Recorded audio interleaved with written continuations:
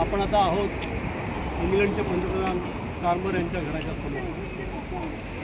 मी माझी मागची जी बाजू आहे ती त्यांच्या घराचा मुख्य एंट्रन्स आहे आणि इथं अनेक टुरिस्ट त्यांच्या दरवाजासमोर उभं राहून फोटो काढताय किंवा ते बघताय। खरं म्हणजे आपल्यासारख्या भारतात राहणाऱ्या लोकांना हे आश्चर्यच आहे। पंतप्रधानांच्या घराच्या दारामध्ये इथे उभं राहायचं आहे, फोटो काढताय। बघा जवळून घेता आला व्हिडिओ घेण्याचा मी प्रयत्न करतो।